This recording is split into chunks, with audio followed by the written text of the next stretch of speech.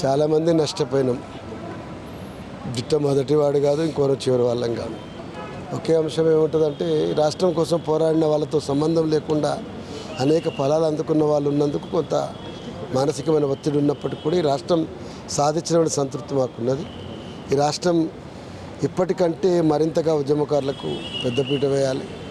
ఈ రాష్ట్రంలో ఉన్నటువంటి అట్టడుగు వర్గాలకు, పేద ప్రజలకు, బహుజన వర్గాలకు న్యాయం జరగాలంటే కోరిక నాదైనా ఆయనదైనా ఒక్కటే. ఇవాళ తెలంగాణ చరిత్ర ఉన్నంతవరకు జిట్టా చరిత్ర అది శాశ్వతం. ఆ పేజీ ఎవరు చిరిపివేయలేరు. ముఖ్యంగా నల్గొండ జిల్లాలో ఉద్యమం బలోపేతం కావడంలో ఆయన పాత్ర చాలా గొప్పది.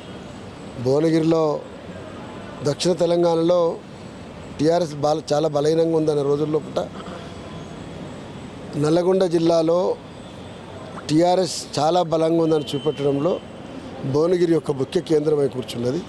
దానికి ప్రధానమైనటువంటి కేంద్ర బిందువు జిట్ట బాలకృష్ణారెడ్డి. అందుకోసమని పార్టీకి వారు సేవలు చేసిరు, ఉద్యమానికి చేసిండ్రు. అన్ని పార్టీలు కూడా ఆయన్ని గౌరవించాలి. ఇవాళ ఇంతమందికి విజ్ఞప్తి చేసిన నేను, గత ప్రభుత్వాలు ఇది చేయలేదు, ఉద్యోగాలు అది అని అన్నారు కదా. ఇవాళ ఉన్న ప్రభుత్వం అయినా కూడా వారి యొక్క అంత్యక్రియల్ని అధికారిక లాంఛనాలతోటి తెలంగాణ ప్రజలు గర్వించే విధంగా, చెప్పుకునే విధంగా కొనసాగించాలని చెప్పి రేవంత్ రెడ్డి గారికి కాంగ్రెస్ ప్రభుత్వాలు విజ్ఞప్తి చేస్తున్నా. ఇప్పటికే సోదరులు వెంకటరెడ్డి గారు గతంలో వచ్చిపోయి ఉన్నారు, వారికి కూడా విజ్ఞప్తి చేస్తామన్నా అట్లా జరగాలని కోరుకుంటామన్నా. అందరం కూడా బొంబాయిపల్లిలో వారి అంత్యక్రియలకు హాజరు కావాలని విజ్ఞప్తి చేస్తాం. ఎప్పటి నుంచి ఇబ్బంది పడుతున్నారు సార్ ఇలా? 3 నెలల ముందు తను కొంత అనారోగ్యం ఉండడంతో నేనే కొంత డైరెక్షన్ ఇవ్వడంతో తను వెంటనే ఇన్వెస్టిగేషన్ మొదలుపెట్టిండ్రు.